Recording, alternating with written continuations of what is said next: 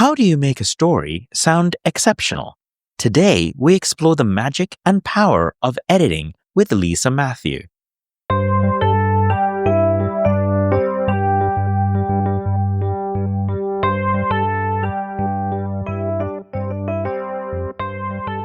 Hello, welcome to Tales Under the Cat Tree. I'm your host, Dupes. Each week, I pair a compelling piece of fiction or autobiography with bigger topics. Words create the worlds we live in, and stories provide a lens into understanding history, technology, or business by connecting personal narratives to the wider picture. Subscribe at tales.dupes.ca for more original writing and engaging interviews. I've talked about my fabulous writing group, the Chapter Chasers, in previous episodes. Many of the stories I feature or am submitting to various journals and competitions have been workshopped by the group. Our group is incredibly international, spanning the continents of North America, Europe, and Asia. And with it is a diversity you would not be able to build had you tried intentionally. This writing group began with Gail Anderson's flash fiction course at Oxford and continues 18 months later. Today, I'm happy to have Lisa Matthew on the podcast talking about the editing process.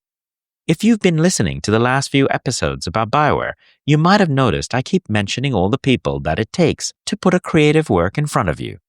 In fact, this very podcast goes through multiple edits, different listens, and opinions before you ever get to hear it. The same is true when it comes to fiction. Your story is often only as good as the editor or editors who contributed to it. Today, I will read a short story that has been edited. In the show notes, I have a link to the story along with the edits that Lisa provided. You can immediately spot the differences. But first, let me read you the story in the final edited form. The story is called Climbing. Climbing. The journey started easily. His daughter had waved him off at her house. "I'll be back," he had said. "Just one more time. I can still do it." The unending path through the plains was slow with the burden of packs and gear. Then foothills emerged under the silent masses, like roots leading up to the trunk. He knew the dangers ahead, but breathed in the sights once more. Up at the first incline, now quickly down. A valley. Across a stream, the sandy scree on the other side, one step up. 2 sliding steps down, scrambling up to the base of the cliff under the first summit. He had climbed the mountain with his wife. They had chatted away every sliding step. "Look at that wildflower. Was that an eagle? Would you believe they made a hiking pole so expensive?" Every climb etched in stone memories, each to a higher peak than the last. He crested the first summit, heart pounding, eyes wet, misty mountains falling away endlessly. A bluish gray against deep blue. He had kissed the base of her neck as she lay pale with the machine sounding each breath, her frosted white hair caressing her fine wrinkles as she blinked glassy eyes. He squared his shoulders for the second climb. His feet slipping on the scree, he descended to the shoulder of the ridge. He had signed the papers and given her a gentle kiss, a lifetime spent climbing the heights, tracing a path through the wilderness, navigating the boulders. One more time, one more peak. The wooden box attached to the base of his pickaxe poked a reminder. His bony hands pulled his weight up the cliff, the summit visible across it. He put down the pack. It had to be just him and her, like it was in the beginning. One arm reaching, one arm precious, clasping. He could feel the blood in his neck pounding. He dragged himself up to stand on the very point. A hand on the box, a sheer drop to the front. His pass ran ahead at the top of the world, skipping along distant peaks, racing to a finish only they could see. And in the end, there was silence. You just listened to a story called Climbing that I wrote. It has been expertly edited by Lisa Matthew. You can see the edits that Lisa made to the original story by looking at my show notes and my Substack. I've invited Lisa onto the podcast to talk about her editing style and what it means to be an editor. and we specifically used this story for the examples and critiques during our conversation. Lisa, tell us more about yourself and how you ended up in the writing and editing world. Hi, I'm Lisa. I used to be in fintech and I'm an editor now, and that's an interesting story in itself. I've been in fintech for 20 years. So I studied math and computer science at uni in order to do that job.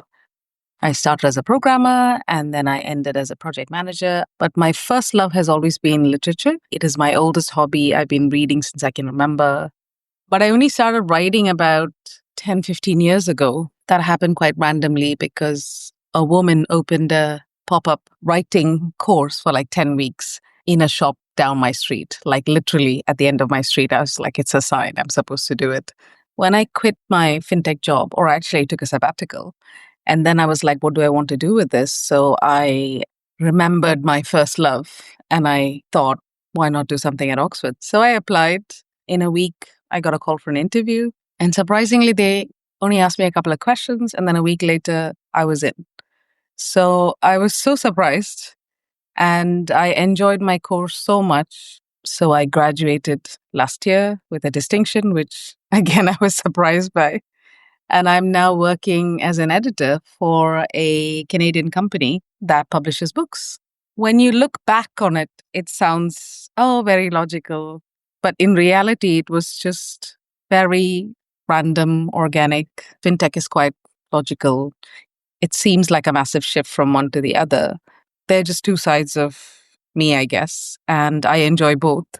Of course, I met you at Oxford during a short fiction, flash fiction course. What was special about that flash fiction course that we are still talking about a year and a half later? Our teacher was Gail and she was wonderful. But with us, somehow, I think it was a combination of quite a few of us were seriously interested in pursuing this or continuing this. One of the things I found is that often after these courses, because people have a sense of intimacy during the courses, only about 15, 25 people, we always end up having a WhatsApp group and they always, kind of peter out in the end. But in our case, I think because we used to be face to face for like 10 weeks and we discussed things in the same way that we're doing now. So somehow there were no surprises. We were able to continue it sort of almost in the same way, which is quite extraordinary because, often, again, when the tutor or the leader or whoever is guiding us is not there, it kind of tends to be a free-for-all and kind of goes in different directions. But with us, somehow we kind of follow the same rules that be honest when you feedback, but be kind. When you're listening to your feedback, don't actually say anything, don't defend yourself, don't comment on it. Just listen to what people are telling you. What's interesting about our group is we're literally from different countries. So it's quite an international group, which feels really good in the sense that we've never had any arguments, any bad feeling for like a year and a half. We've all been extremely professional and very friendly. And it's kind of organically evolved politely to quite a deep, or rather maybe a deeper relationship. And now we have a relationship. And to have a relationship across the world with other writers who are similar yet different is such a powerful thing. Whenever we give each other feedback and we come from our own viewpoints, our own personalities, our own ways of thinking about writing, and of course, coming from what we've read, it's kind of like giving almost a 360 angle of your writing. And particularly when two people agree about a point, they say, yeah, I felt this and I also felt this, then you know for sure that there's something about that point. I find it invaluable. This writer's workshop group or a critique circle came across so organically, and yet it works so well and so powerful. And I kind of feel like it was a coincidence that all these strong points have made it work. And I'm very grateful for that. And as Paul always says, he always wanted such a group and now he's got it and it's very precious. I totally agree with you. So one of the reasons why I asked you to come on the podcast is because I found your feedback quite invaluable. And you have a different style of editing as I do. And of course, each person of us, we all write very differently. We all have different styles. And I said to you that when, it's not an if, but when I finish my book, you're going to be the first person I'm going to contract to edit my book, because I found it quite fascinating. But what I want to talk about is writing is one aspect of the creative process. There's the draft, the different types of draft that I do as a writer, but then you have to give it to somebody else. That usually is someone who is going to edit it or give feedback. The editing process itself is different from the writing process. Now that you've become a quote unquote professional editor, congratulations. Tell me what that's like versus what I do, which is the writing. The writing for me is the joy. The editing is kind of like the pain. But for you, you're actually working with that pain as some sort of joy. So tell me about that. I think I've read somewhere, be drunk when you're writing, be sober when you're editing. Or writing is about opening up and, editing is about being ruthless and, kill your kittens, kill your favorite lines if they don't work for the story, even though you're kind of mourning those lines. So you're right that they are two completely different brains, but I really, really, really enjoy editing. It's not a pain for me. It's a pleasure. There is a story. I don't know if it's true. They say that someone asked Michelangelo, how did you create David? I mean, such a perfect piece of sculpture. And how did you do all of this stuff? And he said, well, David was already in the stone and I just took out everything that was in David. And at that time, I was like, oh, okay, it's a nice thing to say and I don't really understand it. But now that's kind of what I'm doing. Like when I read your story or anybody's story, I see what you're trying to say. And I also see all the things that are getting in the way of that being a smooth read, like a flow. Everything that's taking away from the core of the story. What I do is, I'll read the story. I don't even read the whole story. I do it line by line because I want to read it like how a normal reader would. And then wherever I'm pulled out of the story, I'm like, okay, there's something wrong with this line. What is it? I'll figure out what is annoying me, troubling me, confusing me, whatever else. And then I'll be like, okay, is that explained in the next couple of lines or the next para? If not, then it needs to be changed. So then I'll apply a change to it, whatever I think is appropriate. And then I will continue doing that till I reach the end of the story. Once I've done that, I'll be like, oh, this is what the first line meant. And then I might do the change again to reflect, to foreshadow, to do something. So in my first attempt, I'm just reading it without jumping to the end, without any context, and just saying, does this line make sense at this stage of the story? The thing to say about editing is that you never want to lose the author's voice. They might have a way of saying it. Like there's always a danger of imposing your style or what you think, the story should be like, rather than, what the author is trying to do. So someone said to me that editing is when you edit someone's story and they read it and they're so impressed with themselves and they think, oh my God, I've written this beautiful thing. And they don't even realize the changes that you made out. That's really a nice way of putting it. And it also is almost like an important thing to remember for me, because I'm like, if you can ideally write it in such a way that whatever the author wrote, but it's just slightly better, such that they can't feel the changes and maybe they have to go back and compare the two, then great. That second eye that can see what you're trying to say and guide you to say that in a more impactful way is so important. I gave you a story which actually fulfilled everything you just said. I read your edit at the end, and you've heard the story now at the beginning of this podcast before the interview. It's a very short story. And I wrote it in one go, and you edited it. And I read your edited version, and I had to actually go reread what I had written and went, oh no, she just moved things around. Wow, that sounds so much better than what I wrote. I actually thought, hey, that paragraph, that line, who came up with that line? I realized, wait, I came up with that line. It's just it's in a better place, in a better way. I actually literally finished the story and went, wow, who wrote this? Because that's a really weird feeling to have, because I know I wrote it. It's just you've edited it really well. And I really enjoyed reading it again, which is great. You've heard the story. So Lisa, this story is about an elderly man who wakes up after, or not wakes up, but certainly sometime after his wife has passed away, and they have spent a lifetime climbing together. he decides to take the Ashers up one of their favorite mountains as one last time. And where this story comes from is that when I was 15, I was climbing. I ran into an elderly woman, and at age 15, I honestly thought this woman was ancient, but she was probably only in her late 60s, 70s. She had the ashes of her husband with her to scatter on the top of the mountain. And so there are certain parts of this that I didn't want you to change, which you read the story first without any of that backstory.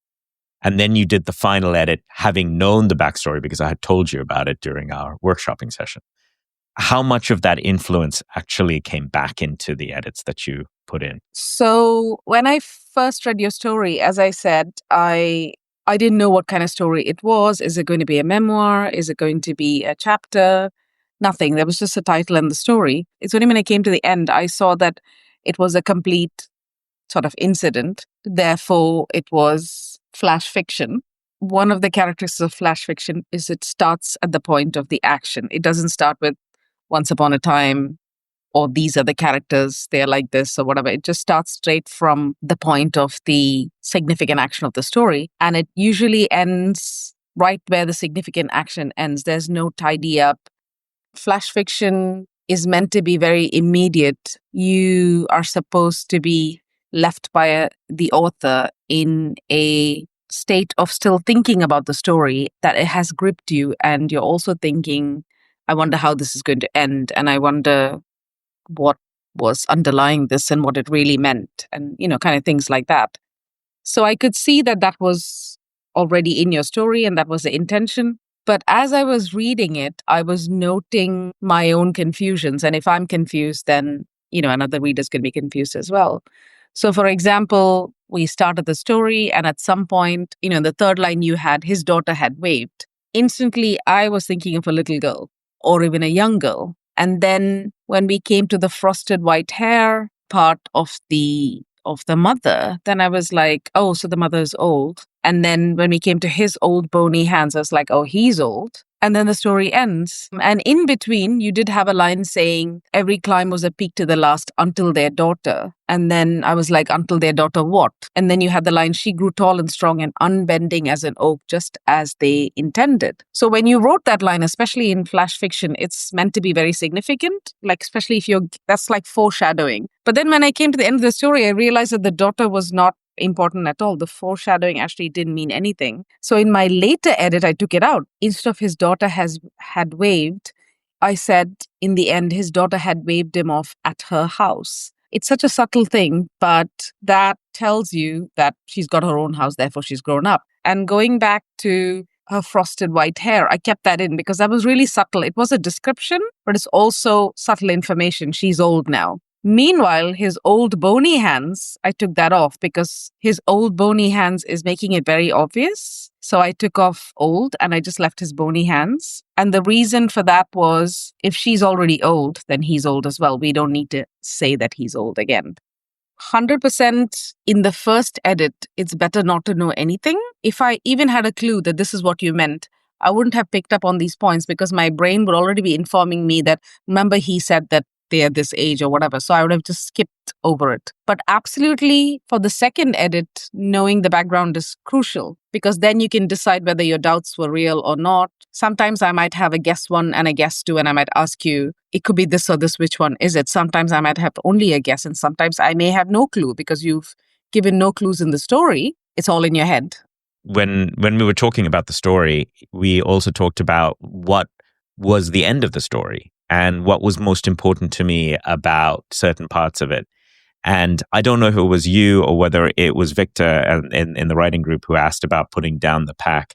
And I said, actually, for me, that is so important that that line stay in there because it represented many different things about the climb. That's a really important, a good point. So actually, I was the one who asked you, and I had actually taken down that line. But because it was so obviously a line, it was not he put down the pack and he did blah, blah, blah.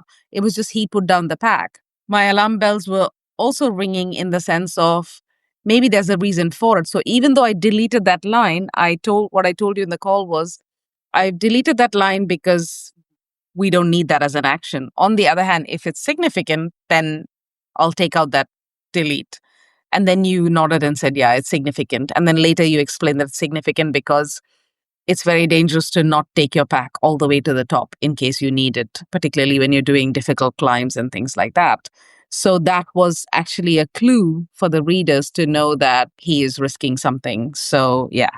I think one of the really interesting things about rereading this with your edits inside of it is not only is it stronger, it's definitely many of the words have been removed to be very clear, very specific, very exacting. Kind of what was in my head when I wrote it, but not as clear when I obviously put it down on paper. I wonder always, because you're a writer yourself, how one might actually be able to edit one's work with your kind of tone and your kind of look at it. Is there even a possibility of me being able to edit the same way Lisa does to my own work? Is it possible even? And how do you do it for yourself? I mean, at the end of the day, you have to get an editor yourself. So when I edit, I apply the same process to my own story. So when I give things to people, it's very rare that they will say so much about it. It'll usually be a word here or a word there, or they might say, do you realize that you're telling here instead of showing, or, something like that. Part of that is because I'm a perfectionist. So I never give people my first or second draft. For me, one of the things when I write is I want people to feel exactly what I felt, to see exactly what I see. In fact, the first draft is just emptying your head onto the page. And then the second draft would be tightening it up. Then I would apply some techniques to it. Like if you remember, Gail said in flash fiction, now we're specifically talking about any words with ly, so any adverbs, he kissed her gently, for example. Is there another way to say that? Like he stroked her forehead and then kissed her. So you automatically realize you don't stroke someone's forehead and then, kiss them hard. So you get the sense that it's gently. So for example, in your story, in the last line, you have racing to a finish only they could see. And in the very last line, you had, and in the end, there was only silence. So there are two onlys next to each other. So one of the things that, that always works for me in the final edit is I will read the whole thing out loud. And when I do, that's when I hear myself. Sometimes I'll use a tool like words read aloud. And it's only when you read it out loud that you catch things like racing to a finish only they could see. And in the end, there was only silence. And I was like, oh, hang on a minute. There was two onlys back to back. Then I'm like, which only should we keep? And then racing to a finish only they could see is such an important only. But in the last line, and in the end, there was silence, and in the end, there was only silence, that only is not needed. That's kind of how I do it. So this is a very long answer to your question of like, can you do this? And I think that you can do it for sure, like how I did. But I think you have to have patience for that, and you have to want it to be that perfect. And of course, you don't have to do it. At the end of the day, that's what editors are for. Just because I can do both doesn't mean that every writer can do both or has to do both. As you know, writers can be very egotistical. We are extremely attached to the things that we want. How have you found working with other writers in terms of dealing with egos and things like that? I have not had problems with people, I would say, because I think I kind of very much tiptoe around what they are writing and I'm editing, because at the end of the day, it's not about changing the story to what I want. It's about making sure that I know what they're trying to say and then helping them to say it in a more impactful way. And if I'm really good at my job, then like you did, you'll read it and go, oh my God, I'm so happy with this. But in an extreme case scenario, which I haven't had, if I suggest changes to someone and they don't accept it, then I'm not attached to that story because it's not my story. And I'm not also attached to the changes because I'm saying, here's how your story can make more of an impact. Here's how your line can be more, the same line that you wrote can be more beautiful by taking out these two words. Yeah, it's like you can lead a horse to water. You can't make it drink. Now, there are different types of editing. So there is developmental or structural editing where you are advising, suggesting, changing the structure. You're moving lines, you're moving paragraphs, you're suggesting you start in the middle and then do a flashback, that sort of thing.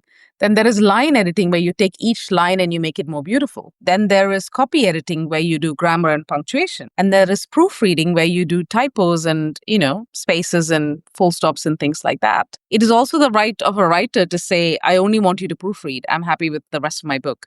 I only want you to copy edit for grammars and punctuation. Or they might say, yes, I want you to do logic, check logic in a structural, developmental way. Yes, I don't mind if you shift paragraphs around to make it sound better. And yes, I'd love to make my lines more beautiful. Suggest changes to me and, I can accept it or not. It's your dish, you cooked it. I can tell you how to make it better. But at the end of the day, it's your creation, it's your baby. And you have a right to create the baby however you will. And you're the one who's going to live with the result. Lisa, thank you so much for coming on the podcast and talking about, both this piece, but also editing it and creating it, I think, a much better thing. And of course, readers will be able to see the actual edits that Lisa made to show what kind of a difference this resulted in.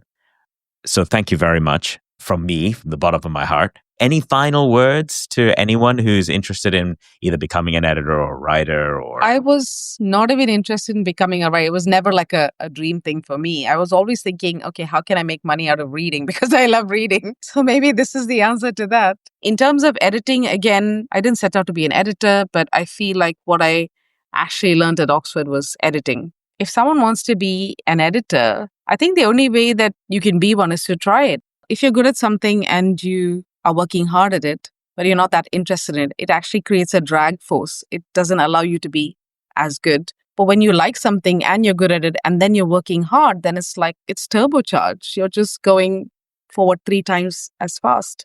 I could not have known that until I tried it. And so I would definitely say my rule for wanting to become something, whatever it is, whether it's gardening or baking or writing or software or whatever, if you're interested, try it. And then when you find out you're good at it, see if you feel like working hard at it. And if you can sustain that, if you can work for hours at that without feeling it, then great. You can go ahead and become an editor or a writer. Liking what you work and being good at what you work at just makes it a little bit easier. And that ease makes all the difference. Thank you very much. It was a pleasure having you on the show. We'll have you on again. Maybe I can edit one of your stories one day, and then you can cry because my editing skills are pretty terrible. Well, thank you for having me, Dupes. It was really interesting to do this and to articulate my thoughts. So I look forward to hearing the podcast from the other side. Thank you to Lisa Matthew and, of course, our Chapter Chasers writing group. This episode was recorded while traveling in Canada, so I want to give a heartfelt thank you to all my friends, especially Melvin and Darren, for their patience.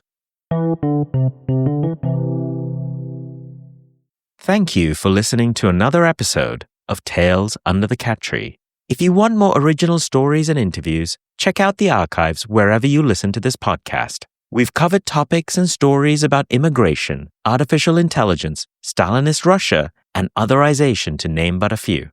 If you have fiction writing you want to feature, or have an interesting story to tell, or know someone who does, please do get in touch with me.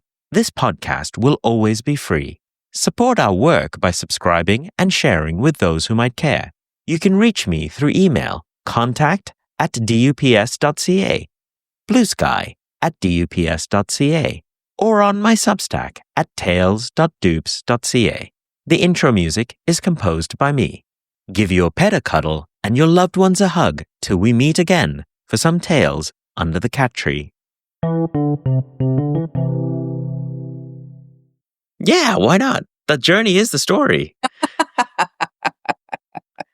Okay.